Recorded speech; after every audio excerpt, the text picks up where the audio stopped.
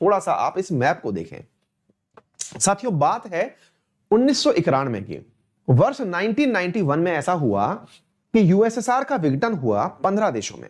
उनमें से सबसे बड़ा देश जो बना उसका नाम रशिया था, और उसके बाद में जो अन्य देश रहे, छोटे छोटे जो देश रहे, उनमें आपके सामने यहां पर दिखाई दे रहे छोटे छोटे देशों में ये सारे देश शामिल थे।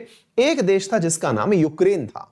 ये बहुत सारे छोटे देश बने, जैसे रशिया था, Estonia, Latvia, Lithuania, Belarus, Ukraine, Moldova, Georgia, Armenia, Azerbaijan, Kazakhstan. ये तमाम देश यूएसएसआर के टूटने से 1991 में बने। 1991 में बने हुए इन देशों में रशिया का, जिसके साथ सबसे खराब इन दिनों संबंध चल रहा है, उसका नाम यूक्रेन है। मैं थोड़ा मैप को और जूम करके दिखाता हूं, अब आप देखिए। साथियों, ये पूरा की पूरा मैप है जिसमें एक तरफ आपको रशिया दिख रहा है, एक तरफ यूक्रेन दिख रहा है। साथियों, इस यूक्रेन को अगर आप ध्यान से देखें, अच्छा ये जो पूरा पूरा आपको दिख रहा है ना डार्क कलर का, ये डार्क कलर वाला जो पूरा एरिया है ये यूरोप है। साथियों, ये यूरोप, ये यूक्रेन, ये रशिया। हुआ क्या कि रशिया यूक्रेन के ऊपर कब्जा करना चाहता है। क्यों करना चाहता है, अब इसके पीछे की कहानी सुनिए। असल में ये यूक्रेन पूरा पूरा यूरोप के क्षेत्र में फंसा हुआ है। आप इधर देखिए, इस जोन को पहचानने का कार्य करिए। ये पूरा की पूरा यूरोप, उसमें घुसा हुआ है यूक्रेन।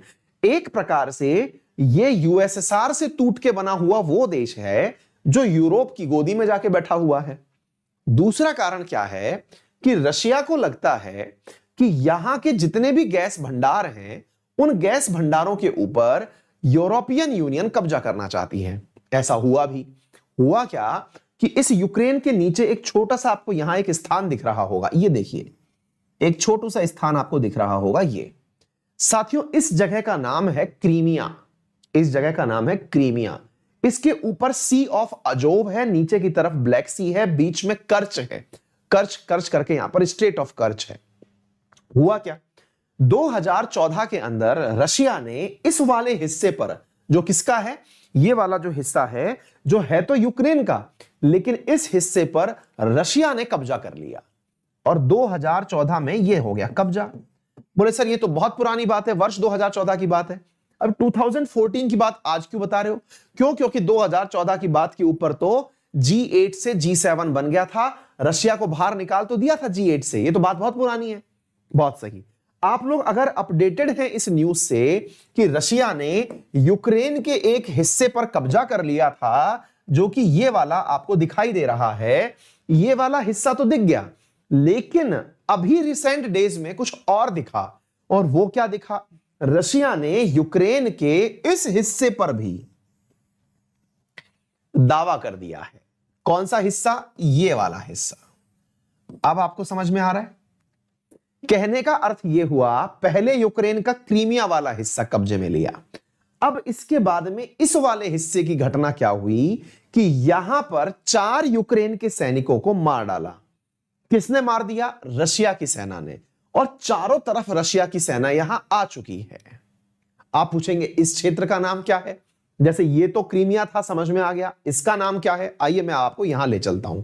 साथियों, इस क्षेत्र का नाम है डोनेस्क एंड लुनास्क। 2 शब्द हैं, याद रखिएगा। ये आपके सामने दोनों जगह हो गई। कौन कौन सी हो गई? एक का नाम है डोनेस्क, एक का नाम है लुहास्क। डोनेस्क और लुहास्क ये दोनों की दोनों डॉनबास रीजन के नाम से जाना जाता है। किस नाम से जाना जाता है? डॉनबास।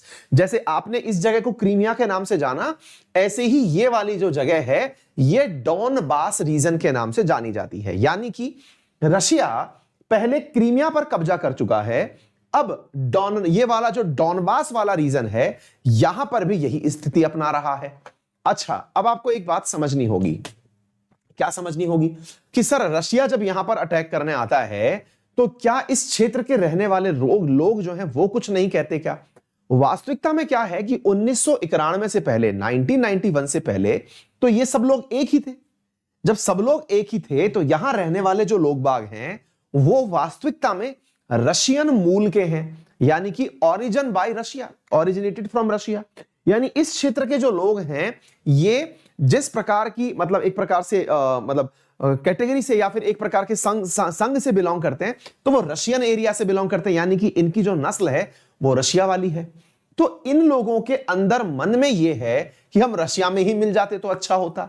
ऐसे लोगों को रशियन सेपरेटिस्ट कहा जाता है जो इस क्षेत्र में रहते हैं। तो असल में इस क्षेत्र के अंदर लड़ाई किन किन की हो रही है?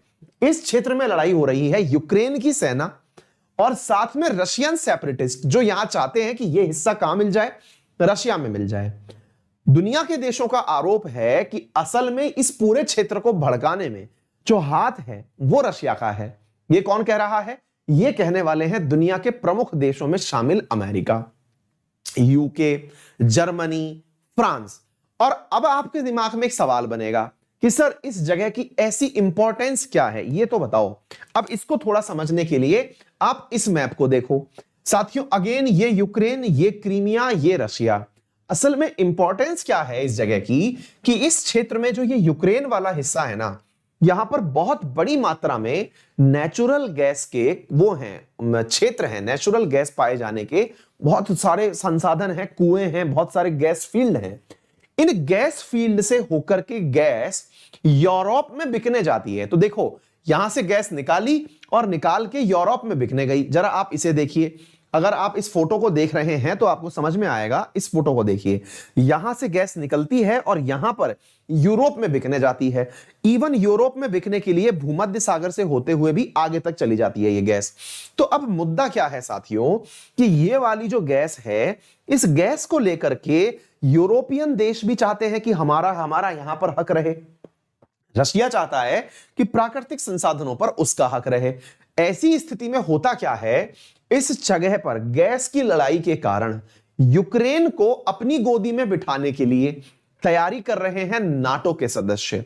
वो नाटो कौन है? North Atlantic Treaty Organisation. ये कौन सा देश का संगठन है साथियों? ये अमेरिका के साथ में रहने वाले उन लोगों का संगठन है जिन्होंने कस्में खा रखी हैं कि यदि हम में से किसी के ऊपर भी हमला हुआ उसे अमेरिका पर हमला समझा जाएगा और उनके पक्ष में लड़ने के लिए खुद अमेरिका आएगा। तो अभी क्या कर रहा है ये यूक्रेन? ये नाटो में एंट्री करने की सारी कोशिश कर रहा है कि मुझे बस नाटो में ले लो। अब साफ सवाल बनता है कि यूक्रेन को नाटो में ले क्यों नहीं रहे? हर देश सोच रहा है कि जबरदस्ती युद्ध क्यों करें। लेकिन अगर ऐसे ही होने लगा तो दुनिया में ताकत रशिया की बढ़ जाएगी। रशिया की ताकत बढ़ जाएगी तो साहब ये बात तो किसको पसंद नहीं होगी? अमेरिका को पसंद नहीं होगी। क्योंकि अमेरिका क्या चाहता है? दुनिया पर वर्चस्व यानी हेजीमोनी ऑफ कंट्री अगर किसी की हो तो वो किसकी हो? केवल अमेरिका की हो। ऐसी स्थिति में वर्चस्व की लड़ाई चल रही है। वर्तमान की अगर मैं बात बताऊं तो अब तक रशिया और यूक्रेन के बीच की लड़ाई में 13,000 सिविलियंस की कैजुअल्टी हो चुकी है। 4100 के आसपास यूक्रेन की सैनिक मर चुके हैं। साथ में 5500 के आसपास सेपरेटिस्ट भी मर चुके हैं जो उस क्षेत्र में बैठे हुए हैं। अब सवाल यह बनता है कि यूएस क्या करेगा इस क्षेत्र में? तो मैं आपको बताता हूं साथियों, जब जो बाइडेन ने सबसे पहले सरकार में अपनी शपथ ली तो उन्होंने 4 प्रमुख मुद्दे दुनिया के सामने रखे रशिया के खिलाफ बोलते हुए। क्या क्या रखा? सबसे पहले तो उन्होंने यह कहा कि रशिया ने यूएस के इलेक्शंस में इंटरफेयर का कार्य किया। दूसरा, रशिया ने हमारे यहां पर सोलर विंड अटैक कराया। याद है आपको? कुछ दिन पहले ही, 3-4 दिन पहले ही मैंने आपको मॉर्निंग वाला जो वाईफाई स्टडी 2.0 पर अपन सेशन लेते हैं करंट अफेयर्स का, उसमें मैंने सोलर विंड अटैक बताया था आपको। तो इस पर जो बाइडेन ने कहा कि यह अटैक भी रशिया ने कराया। हमारे इलेक्शन में हेराफेरी कराने का प्रयास भी इसने किया। तीसरा, इनने कहा कि रशिया जो है वो अफगानिस्तान में भी अमेरिका की जो सेना है उसको टारगेट करवा रहा है तालिबान से। इसके साथ साथ रशिया जो है वो अलेक्स नवेल्नी, जो कि रशिया के अंदर लोकतंत्र को बचाने के लिए नेता हैं, उनको जहर देने के मरवाने का कार्य कर रहा है। इन 4 मुद्दों के ऊपर बाइडेन ने आते ही रशिया को घेर लिया था। कहने का अर्थ यह है कि बाइडेन जो हैं वो रशिया को पूरी तरह धमकी देने की स्थिति में आ चुके हैं। एक नया मुद्दा यह बन चुका है कि यूक्रेन के केस में अभी रिसेंटली, अभी अप्रैल की न्यूज है कि यूएस ने वार्न कर दिया है रशिया को कि अगर आप लोगों ने ईस्टर्न यूक्रेन के ऊपर कोई भी कब्जा करने का हरकत की तो आपको इसके गंभीर परिणाम भुगतने होंगे। गंभीर परिणामों में क्या हो सकता है? तो यूएस ने कहा है कि हम अपने 2 लड़ाकू जहाज ब्लैक सी में भेज रहे हैं। अच्छा, ये ब्लैक सी कहां है? एक बार के लिए मैप पर देखिए। अगर आपने सारे के सारे मैप देखे, हालांकि मैंने बहुत ढंग से दिखाए थे आपको, तो ये तो था सी ऑफ अजोव, इसके बीच में यहां थी कर्च स्ट्रेट, यहां पर है ब्लैक सी। ब्लैक सी के नीचे कौन है? टर्की। तो असल में क्या है कि टर्की से होकर के ही आप कहां जा सकते हैं, यहां पर जा सकते हैं। कौन सी जगह? ब्लैक सी पर। तो जब टर्की से पूछा गया कि क्या यूएस ने आपके क्षेत्र में होने की जाने की परमिशन मांगी, तो पता चला कि टर्की ने अपने द्वारा कहा कि नहीं, अभी तक हमसे किसी प्रकार की परमिशन नहीं मांगी गई है। और टर्की ने खुद से कंफर्म कर दिया कि नहीं, अभी तक अमेरिकी लड़ाकू विमान हमारे यहां से नहीं निकले। अगर निकलेंगे तो उन्हें 14 दिन पहले हमसे परमिशन लेनी होगी, यानी लड़ाकू पानी के जहाज ब्लैक सी में जाएंगे तो पहले हमसे उनको यहां पर परमिशन लेनी होगी। आगे बात समझ में? बोलते हैं ऐसे, इनके क्रेमलिन बोलते हैं। उसके प्रवक्ता ने कहा है कि रशिया के संसाधनों का उपयोग रशिया करना जानता है, उसकी सेना का उपयोग करना वो जानता है, उसकी सेना का सदुपयोग कहां होगा हमें पता है, तो हमें कोई ना बताए। अर्थात मुद्दा सिंपल है कि यहां पर रशिया भी फ्रंट फुट पर खेलने को तैयार है। अगर ऐसा होता है तो नाटो देश, साथ में यूके यूएस तो पता है ही, नाटो के सदस्य ही हैं, और रशिया, यदि ये यूक्रेन के मसले पर आमने सामने आ गए तो दुनिया को गंभीर संकट देखने पड़ सकते हैं।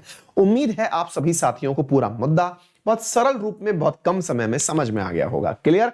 तो उम्मीद है फिलहाल के लिए इतना ही सेशन आपके लिए पर्याप्त होगा। इसी प्रकार के सेशन और कंटेंट के लिंक प्राप्त करने के लिए आप मेरे साथ मेरे टेलीग्राम चैनल अंकित अवस्थी सर पर ज्वाइन कर सकते हैं। आप यूपीएससी में मेरे साथ paid courses plus special classes भी पढ़। हर दिन आपको मालूम होना चाहिए, हर रविवार को यहां पर एक कॉम्बैट आयोजित किया जाता है। अनअकैडमी पर तमाम प्रकार के कोर्सेज हैं, प्लस आइकॉनिक।